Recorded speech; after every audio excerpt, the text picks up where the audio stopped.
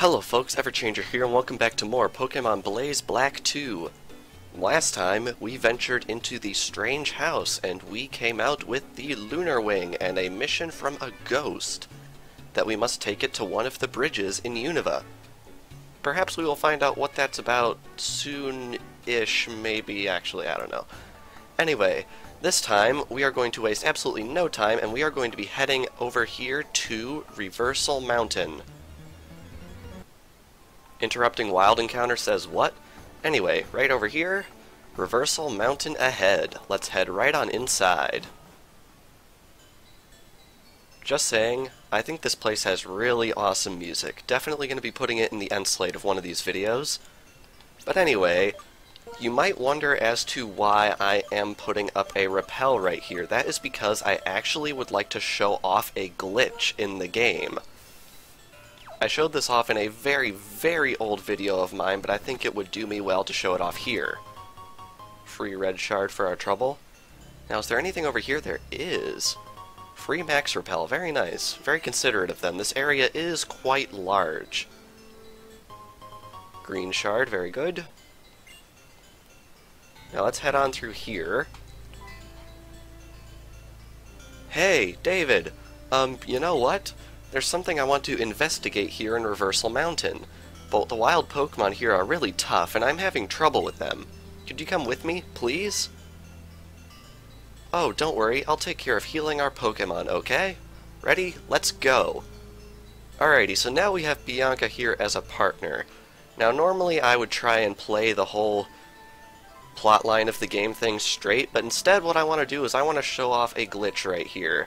So we are going to walk right past this trainer and head straight south. I have to fight these guys, don't I? I guess I do. Let's fight them.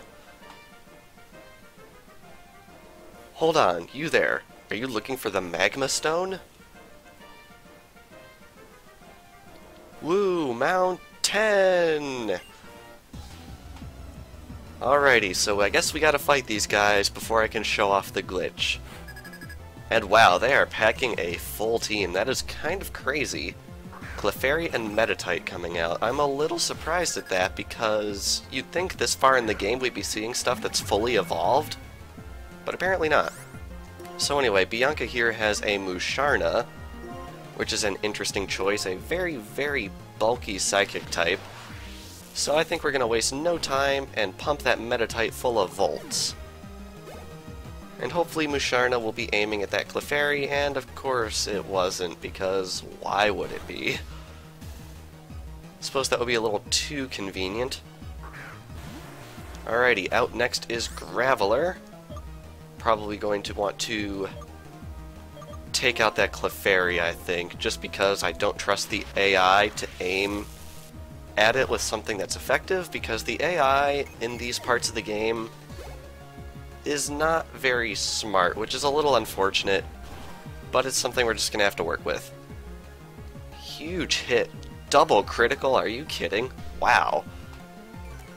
That is surprising. I have to wonder what the odds of that are, and wow, she's actually attacking the Graveler with a super effective move. But of course sturdy, because this is the game of the sturdy buff. Alrighty, I think what we're going to want to do is we're just going to want to aim right at that Shuckle. So I think we're going to try and Thunderbolt it.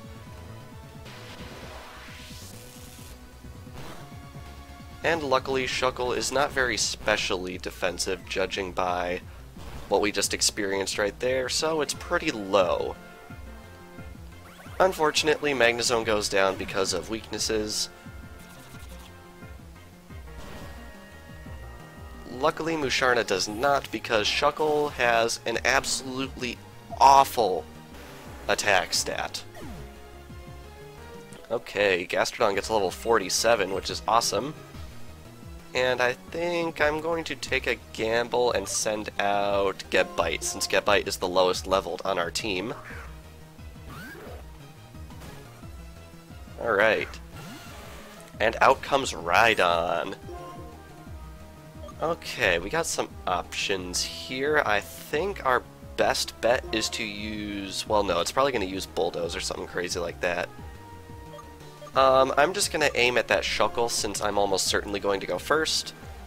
And then Musharna should be able to easily take out that Rhydon with Energy Ball if the AI is being smart about things. Which I don't trust it to be. Of course not. Energy Ball would have been very much appreciated, but it actually takes it out, which is not something I expected. And we've only got one Pokemon left, so I think another Dragon Claw will probably do quite a number on this thing. I'm pretty sure Ice doesn't resist Dragon. It does not. That's one disappointing thing. You'd think that Ice would at least resist Dragon-type moves just to make it at least somewhat decent. But Game Freak just hates Ice types in this game. It's crazy. Luckily, we have emerged victorious. Alrighty, so now that we've taken care of that apparently required battle for showing off this glitch, we are going to be heading down this way, through this cave, and through either one of these caves. This will take us out of Reversal Mountain. Here we have TM35 Flamethrower, which you definitely want to pick up if you're playing along. And here we have a Charcoal, which powers up Fire-type moves. So basically, this place will allow you to decimate anything that's weak to fire. So anyway, stepping out of the cave is very important because that resets where you will spawn after using an escape rope or dig. So what we want to do is we want to come back in here and walk Bianca all the way back up here. And, oh, I want to do a little more looking around. Want to split up for now? If we say yes, we will split up. I want to do a little more investigating about Heatran. Heatran is a very rarely seen Pokemon, so if I find out more about it, Professor Juniper will be really happy. Thanks for helping me. Be careful on your journey. And, when we emerge into this area, while we are in this room, without Bianca with us, what we want to do is we want to use Dig. Which I believe get Bite Nose. Very nice. You cannot use Dig, as far as I'm aware, if you have Bianca with you, so you have to leave into this room. And when we dig, we will be put right here. This will cause some interesting things to happen. If we head, put up another repel just for kicks. If we head back up here, there's still something I want to look for in Reversal Mountain. Come with me. Don't worry, I'll take care of healing our Pokemon, okay? Okay, here we go. And we have been partnered, quote-unquote, with Bianca. Unfortunately, we did not enter this area where the game expected us to, and that causes some interesting things to happen. Bianca is programmed to follow us. So what could she possibly be doing? Well, you can see that the game is attempting to get her to follow me. And eventually, through walking around, she will return to my side. Very, very interesting glitch there. Pretty sure that was not intended by Game Freak whatsoever, but it's very funny, especially since, as far as I know, if you do things properly, you can, in fact, get Bianca to clip into walls. Anyway, now let's fight this trainer. I will read your mind and predict your every move. Alrighty. Now, as you might notice, this is only one trainer, meaning we will actually be challenging him one-on-one. Interestingly, this is actually a rotation battle, which should be fun. Luckily, we have Victini out, and pretty much everything over there, except for Medicham, is 100% weak to Psychic, so I think what we want to do is we want to switch over to Victini and just spam Zen Headbutt. Of course, Medicham is out first, which means it will only take normal damage from Zen Headbutt, but we're still pretty powerful with it anyway, so we do a very serious amount of damage. Very good, so I think we're just going to continue to spam this attack. Switches over to Sock, and this should bring it down probably in one hit. Oh yeah, I forgot, Sock has Sturdy. Man, they just gave everything Sturdy in this game, it's ridiculous. Alrighty. Now, I was planning on doing the entirety of Reversal Mountain in one episode, but this dungeon actually has quite a lot of trainers in it, so I think what we're going to do is we are going to split it into 2 parts. I figured since we split Chargestone Cave into 2 parts, we can probably get away with splitting this dungeon into 2 parts.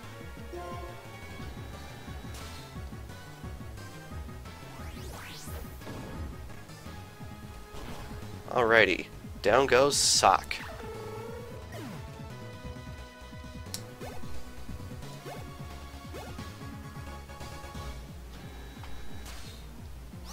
Okay, now I think we can just continue spamming Zen Headbutt and we should be good.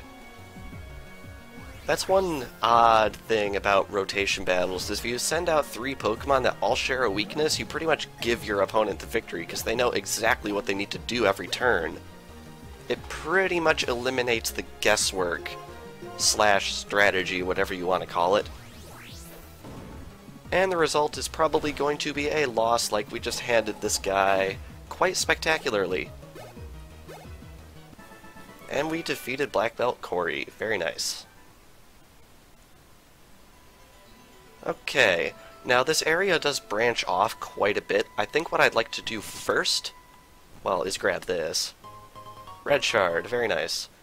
Worth pointing out, there is a Shard move tutor somewhere in Lentimas Town. I don't remember what color Shard it is. I want to say blue, but I'm not positive on that. Anyway, if we head over here, you can see there is this odd little ledge right here. I'm pretty sure there's nothing here. No, there's not. So basically, if you missed out on discovering the Strange House before, this is another spot that sort of serves as a hint of its existence. Really, nothing more than that. But yeah, this area is set up kind of like a bit of a grid to an extent. I'm going to say no to the Repel just so we can get some wild Pokemon under our belt. So there's going to be a little bit of backtracking in this area. Battle in a volcano. Now, one thing that's worth noting is this area's name, Reversal Mountain. You might wonder why it's called that. In Blaze Black 2, the town map refers to this area as an active volcano, and in Volt White 2, it refers to this area as a dormant volcano. However, in practice, the area looks like a dormant volcano in Blaze Black 2 and an active volcano in Volt White 2. So you can tell that there's a bit of a reversal going on here. Haha, puns, the names, and all of the things. One thing that is worth noting is, unlike pretty much every other area in the game, Reversal Mountain actually has a different encounter table depending on if you're playing Blaze Black 2 or Volt White 2. Blaze Black 2 has several more water Pokemon in its lineup, and Volt White 2 has several more fire Pokemon in its lineup. Although, as you are intended to be able to capture every single Pokemon, regardless of which version you're playing, it means every version exclusive Pokemon in this area can be found in either version in other areas in the game. Which I suppose makes this area pretty non-essential for Pokedex completion. It's just an interesting factoid. Anyway, we have Electric right here, which has no weakness since we have no way of neutralizing its Levitate ability. So I think we are just going to switch over to Victini. Okay. I think Zen Headbutt will probably bring this thing down quite quickly. Oh wow, it actually survived. I am quite surprised by that, actually. And I find it funny how a critical hit from Crunch did less than half of our HP. Just goes to show that size isn't everything, especially when it comes to Victini. Okay, and down goes Pokemon Ranger Elisa. Very nice. Here, for you. And we get a Persim Berry. Very much appreciated. Volcanoes are called Kazan in my language. I wonder what language that is. Anyway, not to spoil anything, but right over here... Oh, David, here, this is the place. Let's look around a little. If we go into that chamber right there, I'm pretty sure Bianca will actually leave us. which we don't want to do quite yet because she can heal us after every battle. So I think we're going to skip going in there until we're absolutely completely done with the cave. Anyway, in here we have Spoink and Numel. Spoink is a Pokemon we do not yet have. So, unfortunately, we're back to the whole thing of having to pray that Bianca doesn't aim at that Spoink, and hope that we can actually take out this Numel instead. That's the one awkward thing about having party members, as it were. Unfortunately, the AI is being 1000% helpful and knocking out the Pokemon we want to catch. That's just how this works. We just have to hope that we don't have to run into a shiny Pokemon in here, which there is always the possibility of happening, because if Bianca knocks out a shiny, it's entirely possible that such a thing can happen, and it's quite tragic when it does. We're just gonna have to hope that doesn't happen. Anyway, right over here, people with a strong life force look so vibrant and alive. Right here, we have another doctor. If we defeat this doctor, he will heal our Pokemon upon subsequent visits to him, which is definitely worth taking advantage of, although it's probably not worth it as much considering we have Bianca with us at the moment. So I think we're just gonna pump this guy full of Thunderbolts, and then we'll patronize him later if we need it after we do not have Bianca with us. Although I would like to explore the entire cave with Bianca for the aforementioned reasons, so once we are done with Bianca, we'll pretty much be done with the cave in general. Alrighty. Your life force is positively blinding! Alright, here I go. Life force to the max. Completely useless heal right here. You guys push your life force to the max. Just keep on pushing boundaries. Alrighty, I think for now we are going to proceed this way. And as you can see, there are more forks in the road, which is kind of crazy. Alrighty, here we have, I want to say, a completely new evolutionary line. I don't think we have been able to encounter anything from the Mienfoo family as of yet, which is pretty interesting. So I think what we want to do is take down that Wooper, which is apparently ground type. I thought it didn't gain the ground type until it evolved. Oh well, just goes to show. Luckily, it looks like that mistake on my part has allowed the AI to take down that Wooper, leaving Mienfoo for the taking. Don't think it would be wise to attempt to paralyze it, especially since it's probably going to get knocked out after this turn is over. So I think we are going to give the Dusk Balls a run for their money.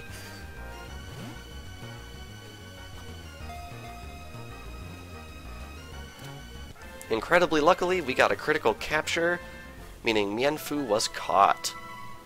Very nice.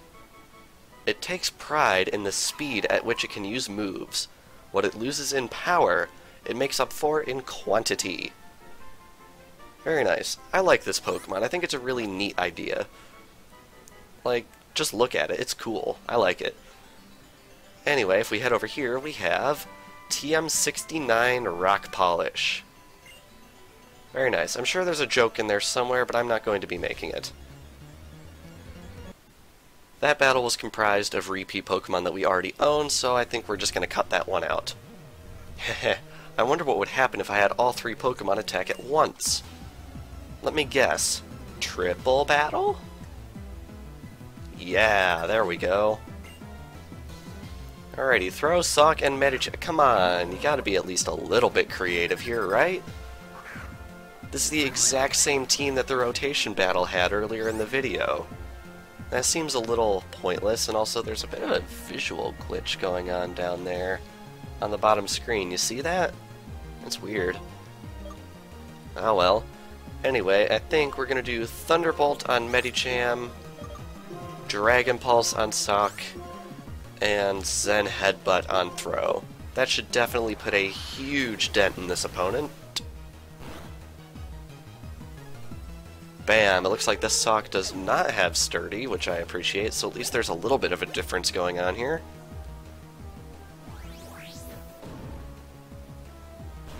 And it looks like Zen Headbutt is not going to take out Throw quite yet, and Thunderbolt probably won't take out Medicham either. Oh wow, it actually did. I'm happy with that, that's awesome. Okay, now I think it's probably worth mentioning that these are the first episodes that I am recording after having gone back to university. So, I'm hoping to keep the quality and, of course, quantity up as much as I can. And I don't plan on going on hiatus for this series anytime soon, but anyone who's a big fan of the Minecraft series might see a bit of a drop in content, especially in regards to the streaming that I've been doing recently, just because I have quite a bit of work. However, this series is pretty much the main focus of the channel at this point, so I don't plan on having this thing going on any sort of hiatus, especially not this early in the semester, because that would just be embarrassing, because if I were to falter this early in the semester, what would happen in 8 weeks when we're way more in the thick of things than we are now? Okay. However, you might see videos be a little bit shorter in the series, just due to time constraints, but I don't think it should be that bad. Alrighty, down goes this Battle Girl, and of course we get nothing for it.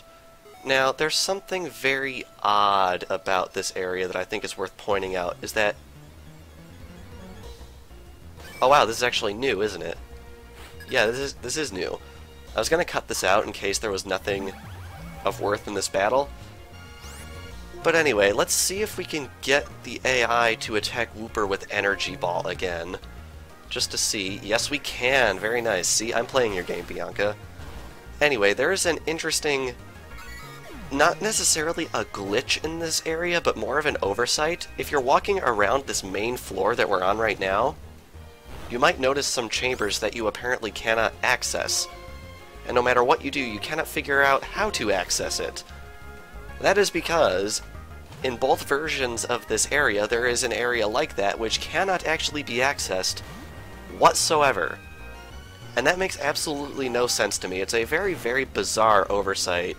And wow, Magcargo actually survived that. I am impressed. Hopefully the next Pokeball will do it. But yeah, it's a very odd oversight, and the weird thing is, these areas are sort of corresponding with each other in both versions, so if you see an area in Volt White 2 that you cannot possibly access, there is more than likely a very similar area in Blaze Black 2 that you can access. It is a very strange oversight. I have no idea if it was intentional or not. If anyone gets an interview with Masuda, be sure to ask him about it. Its body temperature is roughly 18,000 degrees Fahrenheit. Flames spout from gaps in its hardened shell. Very nice. Still working on box 11. We're gonna get there eventually. Right over here we have a star piece. Definitely worth trying to sell that for money. And if we head back over this way,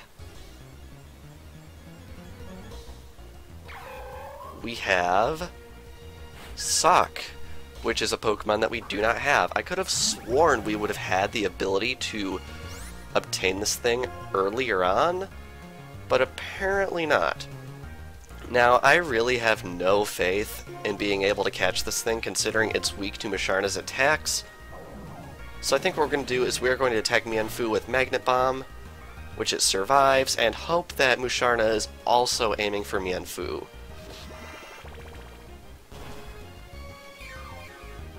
Alright, are we going to get lucky? We are not, of course. And of course it has Sturdy, but unfortunately we are kind of screwed at this point because Musharna is probably going to aim for Sock again, but on the off chance that she is not, I am going to switch Pokemon and stall, and hope that Musharna is going to aim for Mienfoo this turn.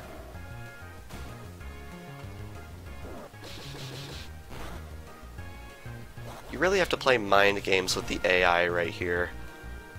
And wow, she actually did aim for Mienfoo. Are we actually going to get lucky here? That would be quite nice if we did. Alrighty, Sock is at 1 HP, and we are using a Dusk Ball, so I hope we will be able to catch this thing, but this is pretty much our only shot.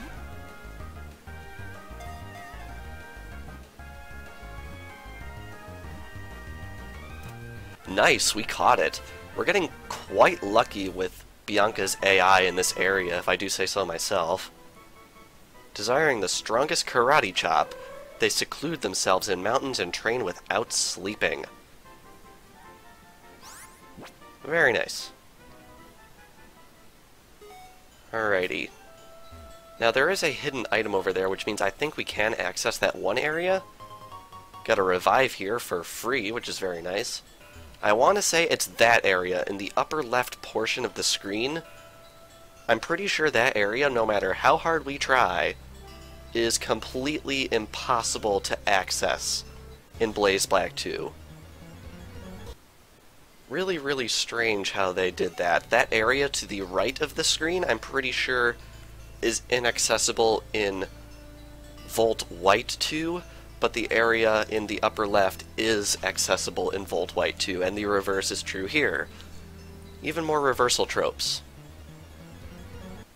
Luckily, as far as I'm aware, the designers did not put any important items, or rather items...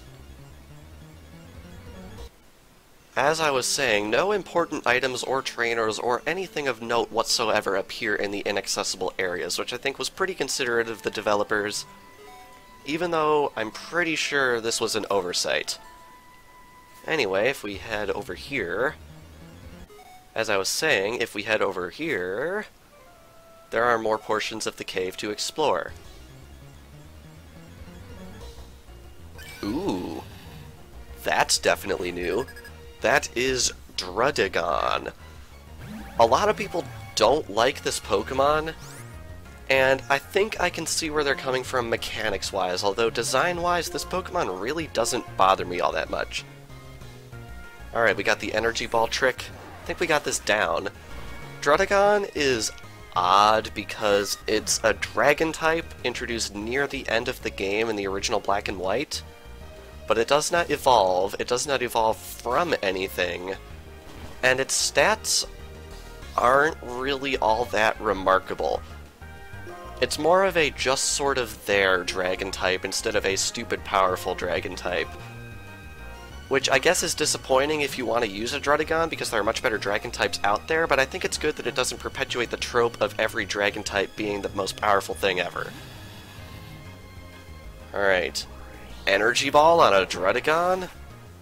That's not going to do much. Looks like we're going to have a ton of chances to catch this thing, which makes me happy, because I have a feeling Drudagon isn't the most common thing in this area, considering it took us all the way until now to find it.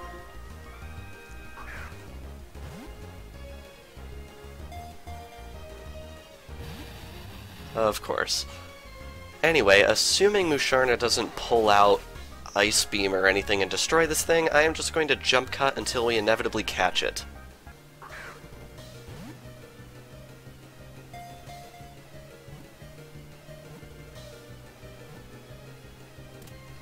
And very next throw, we got it. Very nice. It runs through the narrow tunnels formed by Excadrill and Onyx. It uses its sharp claws to catch prey. Very nice. Now, something I think is worth mentioning, you might have noticed that the game no longer hangs for a split second when a new Pokemon shows up. That is because... Ooh, Hyper Potion, that's very nice. That is because I have actually moved the game over to a solid state drive, which means hopefully lag will no longer occur, which is very good for us. I also upgraded the version of emulator I am using, which means hopefully on the tech side of things everything is pretty much all set. Alright, what's this picking up? Is there an item here? As I was saying, Green Shard, very nice, for free. Now, I think after that wild battle, I think we are going to end things off here, because I've been going for over 20 minutes at this point, and we still have quite a large portion of Reversal Mountain to go. So, this past episode on Pokemon Blaze Black 2, we entered Reversal Mountain, showed off an interesting glitch, and caught either 4 or 5 Pokemon. I believe it's 5, I'm not sure though. The end slate has the final say in that regard.